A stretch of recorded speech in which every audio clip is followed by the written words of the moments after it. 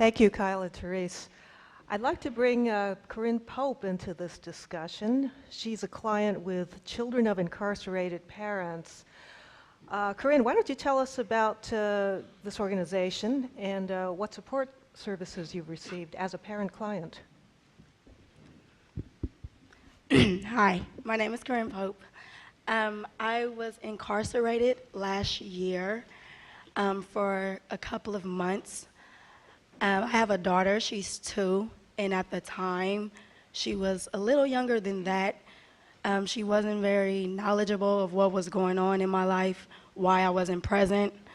During the time of my incarceration, I met with Yolanda, who is a worker in the program, and her job was to assist me with getting visits and inmate services with children, getting contact visits where I could interact with my child and, you know, just be there as much as possible during my incarceration.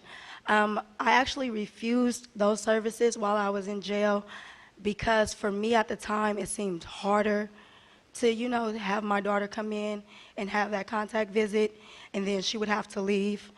And I just couldn't really accept her leaving or accept me still being there without her. So I know for me that was really hard. For her, it probably was really even more hard. After my incarceration, once I was released, the services I received were still the same. Everyone that I had interacted with during my incarceration was still there for me. I'm totally grateful for that today. That's why I'm here today, to try to give back to someone else, because the services that I received definitely helped me. I know, bear with me, it was just really hard. It's just real hard trying to do the right thing, you know? I'm sorry. It's just, you know, it's very easy to do nothing or to be nobody, you know, to be overlooked. And it's really, really hard, and it's really not even stressed in the community where I was raised and brought up. It's not vital that you be successful, that you get an education, and that you be the best that you can be for not just your children, but for yourself. And it took me a lot of bad experiences going through jail. Last year, 2006, was a very trying year for me. I was shot, I went to jail, I went through custody battles, I was relocated, a lot of things. So it's really hard to stand strong after those things happen to you. And to have support from people like Yolanda, your family, your friends, is so important. It's very important. I can only speak from the standpoint in which I'm in. Looking from the outside in, people say I'm a bad person. I've done this, I've done that. It's like, that's my reputation, which can be changed overnight. My character, I am a very strong person. I am an educated person. Thanks to my grandma, thankfully. The family I was raised in, we're prone to drugs and violence and not going to school, not doing anything. I made a transition from that family to my father's side of the family, where I was exposed to a lot of other resources. And luckily for me, those resources helped me to understand, yes, I went through something. Yes, I did go to jail. Yes, I did get shot. Yes, I did drop out of high school, but I decided to go back.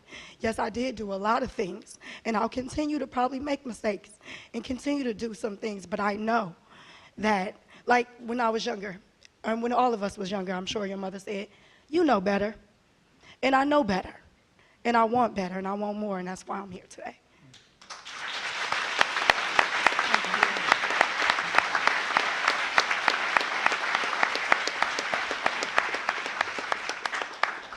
Thank you, Corinne. I have a few questions to ask for the three of you. And I want to have you talk about the importance of having mentors in your life. We heard a very moving keynote address by Luis Rodriguez about the importance of having mentors, adult figures to provide guidance and assistance when you're young. And it sounds like from the three of your stories, you didn't have those kind of mentor figures in your lives. Do you think that would have been important for you? for me, I know that it would have been very important. Of course, I can't say how it would have changed my life, but I see the way my niece is with not having a mom or a dad and being raised by her grandparents. And it's just always good to have someone positive in your life to inspire change in you, to inspire healthy growth. No, I did not necessarily have any mentors, but I do feel that I had some measure of support. Otherwise, I don't know what state I'd be in right now. I think that it doesn't really matter who the person is, just someone willing to be genuine and support a person in this kind of predicament. I mean, all human beings should have that natural empathy and should feel sorry for other people and want to help them get out of situations like this. So I got support from my friends, from people I didn't even know that just asked me my story, and just letting me know that someone cared really helped me. Again, support is very vital. It is very, very vital. If anyone has anyone in a trying situation, you want to be as supportive as possible. I know for me growing up, I did not have parents that were incarcerated. However, I had parents that were addicted to drugs, and neglect is neglect. You know, they weren't there. They were there, but they were gone. I could literally look out my window and see my mom across the street doing drugs. And we were at home in the dark. So our PG&E money went on whatever she was smoking. Again, I had my sisters and my brothers there taking care of me and pushing me along and saying it's going to be okay. For now it's just, with me right now, it's inner support. It's just everything that's coming from me, and whatever support and motivation I'm getting, right now I'm truly trying to get it from myself, because I know that I have to do something. Regardless if you agree, or regardless if I get that support, I have to do something for myself. But to have someone there for you, pushing you, positive reinforcement. Like right now, my daughter's 2, and she just started school a couple of weeks ago. And the other day, she used the potty for the first time. And it was like, it was just the potty, but it was, whoo, you go, girl, you know? And for her, it was a big deal, you know? And to really just stress that and to congratulate people and to say, you can do it, or keep going, I know it's hard, or whatever you can do, it definitely helps, truly. Corinne, you got assistance from Children of Incarcerated Parents that's run by the Office of the Public Defender. Mm-hmm. Does this organization provide mentors or role models? Absolutely. Everyone there is a mentor and a role model.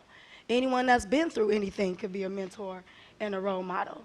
I mean, it's where you go to get this information, to get these resources.